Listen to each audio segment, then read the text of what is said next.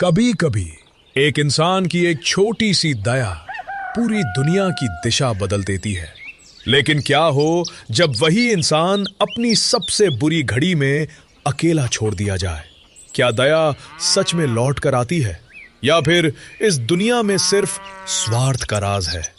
ये कहानी सिर्फ दया की नहीं है, ये उस अनदेखी नजर की कहानी है जो हर मुश्किल, हर अंधेरे में देख रही होती है। हरी भरी खेतों के बीच बसा था धनपुर गांव, जहां सुबह पक्षियों की चहचहाहट से खुलती और शामें मिट्टी की खुशबू में ढल जाती थी।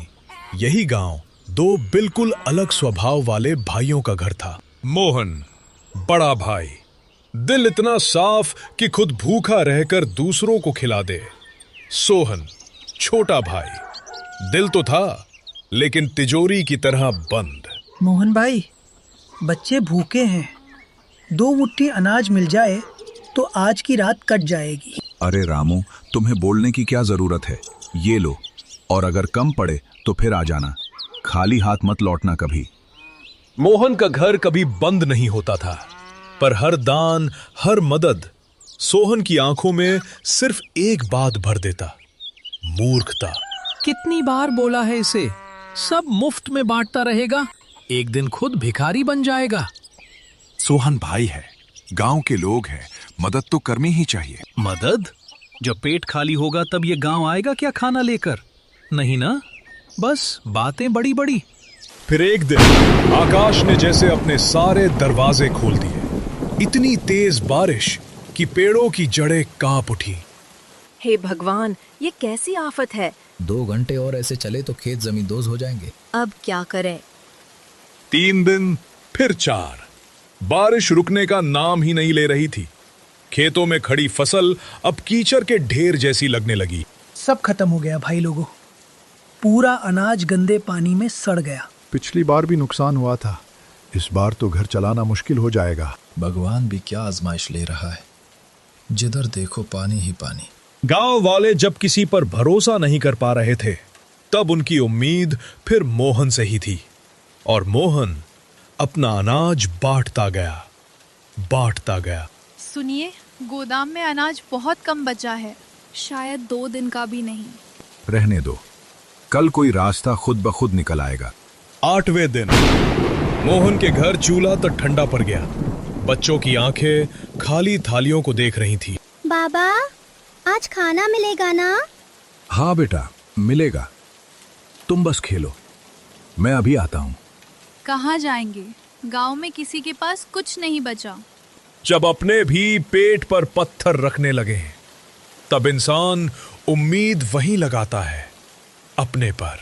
सोहन, घर में अनाज खत्म हो गया है, थोड़ा दे दो, बच्चे भूखे हैं। नहीं है मेरे पास।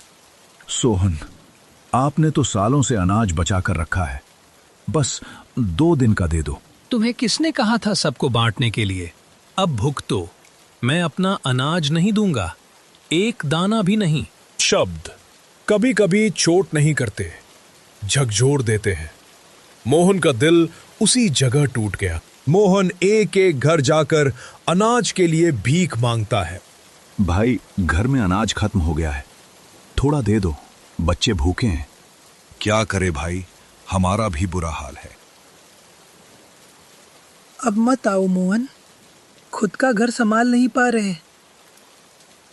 हमारी बच्चियों ने भी 2 दिन से खाना नहीं देखा मोहन भाई। वो जिनके लिए मोहन ने दिन रात दान किया, आज वही उसे पहचान भी नहीं पा रहे थे। बारिश, कीचड़, अंधेरा। मोहन उदास होकर लौट रहा था। अचानक उसे खेत किनारे एक बूढ़ी औरत दिखी। भीग रही थी, कांप रही थी, अकेली थी। अम्मा, यहाँ क्या कर रही हो, इतनी ठंड, इतनी बारिश में? कहाँ जाऊं बेटा, आज किसी ने एक रोटी नहीं दी। लगता है इस बारिश में मैं भूख से ही मर जाऊंगी। नहीं अम्मा, ये ऐसे मत कहो, जब तक मैं हूं आप भूखी नहीं रह सकती। चलो मेरे साथ, मैं आपको खाना खिलाता हूं। उस पल मोहन खुद भूखा था, उसके बच्चे भूखे थे, पर उसने अपनी भूख भूलकर किसी और की भूख को पहले रखा। मोहन जब बूढ़ी औरत को सहारा देकर अपने घर की ओर बढ़ा तो बारिश और तेज हो गई, जैसे आसमान भी उसकी परीक्षा को और कठिन कर रहा हो। बाबा, ये कौन है? ये अम्मा भूखी हैं, कांप रही थी। हम इन्हें खाना खिलाएंगे, समझे? पत्नी मोहन की तरफ देखती है। उसके चेहरे पर चिंता, डर और प्रेम तीनों होते हैं।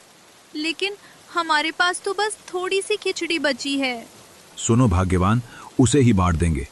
खाना जितना भी हो, सबको पेट भर नहीं तो दिल भर देना चाहिए। अम्मा ये सब देख रही होती है। इस घर में भूख थी, मगर इंसानियत उससे बड़ी थी। पत्नी कटोरी में खिचड़ी डालती है। बच्चों की आंखें कटोरी पर टिक जाती हैं, पर वो कटोरी बूढ़ी औरत और बच्चों के सामने रखती है। बूढ़ी औरत और बच्चे खाना खाने लगते हैं। बूढ़ी औरत एक एक निवाला खाती है। हर निवाले में ऐसा लगता है जैसे कोई पुराना घाव भर रहा हो। खाना खत्म होने पर बूढ़ी औरत उठती है। उसकी चाल अचानक स्थिर हो जाती है। वो मोहन के पास आती है और बोलती है, आज तुमने अपने हिस्से का भी खाना मुझे दे दिया। इस बेईमान दुनिया में ऐसा कौन करता है? तुम बहुत अच्छे और सच्चे मन के हो। बोलो बेटा, तुम्हें क्या चाहिए? अरे अम्मा, ऐसे मत बोलो। ये तो मेरा फर्ज है लोगों की मदद करना। इससे मन को खुशी मिलती है। वैसे भी आप मुझे क्या दे सकती हैं? अगर कुछ देना ही है तो बस आशीर्वाद दो कि मेरी बीवी और बच्चे कभी भूखे न रहें। अरे बेटा, मेरा तो हमेशा आशीर्वाद तुम्हारे साथ है। तुम्हारा घर अब कभी खाली नहीं रहेगा। तुम्हारी इच्छाएं, तुम्हारी ज़रूरतें सब पूरी होंगी। ऐसा कहते ही वो बूढ़ी औरत वहां से चल पड़ी। बूढ़ी औरत दरवाजे से बाहर निकलते ही बूंदों की धुंध में गायब हो जाती है। मोहन कुछ समझ पाता उससे पहले वो रात अपने अंधेरे में पूरा गांव निगल चुकी थी। अगली सुबह मोहन की पत्नी चिल्लाती हुई अंदर भागती है। सुनो जी, जल्दी बाहर आओ, देखो बाहर क्या है। क्या हुआ भाग्यवान? इतना क्यों चौंक गई हो? चलो देखते हैं। मोहन उठकर बाहर आता है। जहां उसका पुराना अनाज का कमरा था, वो अब छप्पर तक अनाज से भरा हुआ था। गेहूं के ढेर, चावल के बोरे, दालें, सब कुछ। ये कैसे? ये कल रात तो खाली था। ये सब कहाँ से आया? वो अम्मा कोई आम औरत नहीं थी। मोहन की आंखों से बहते आंसू बारिश से भी भारी थे। गांव वाले बाहर निकलते हैं, खिड़कियों से देखते हैं। कानों में खबर फैलती है, मोहन के घर अनाज आ गया, कमरा पूरा भरा है। कहां से आया? लोग एक एक करके मोहन के घर के बाहर खड़े होने लगते हैं। बारिश लगातार 6 दिन, 7 दिन, 8 दिन। अब गांव वालों के घरों में भी भूख ने डेरा डाल दिया था। हमारा भी अनाज खत्म हो रहा है। बच्चों के लिए दूध नहीं है। मोहन के पास तो बहुत अनाज है, चलो उसके पास चलते हैं। गांव के लोग अब मोहन के दरवाजे पर पहुंचते हैं।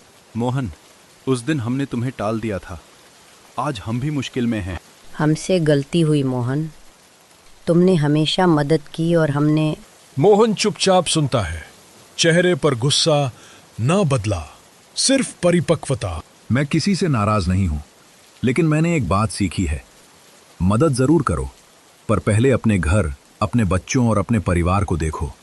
मैं तुम सबकी मदद करूंगा, लेकिन इस बार उतना ही दूंगा जितना मेरी अपनी जरूरतें कम न करे। मोहन का दिल बड़ा था, पर इस बार वो समझदार भी बन चुका था। वह अनाज के बोरे खोलता है, हर परिवार को थोड़ा थोड़ा देता है। जो कल मेरे पास था वो आज तुम सबका है, लेकिन कल जो मेरे बच्चों को चाहिए वो पहले उनका हक है। गांव वाले सिर झुकाकर उसकी बात सुनते हैं। सोहन दूर से ये सब देखता है।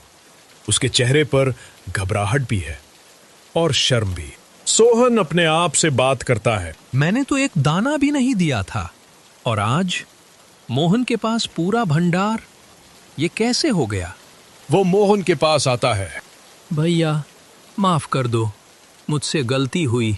गलती हम सबसे होती है भाई, बस दिल बदलना चाहिए। आओ बैठो।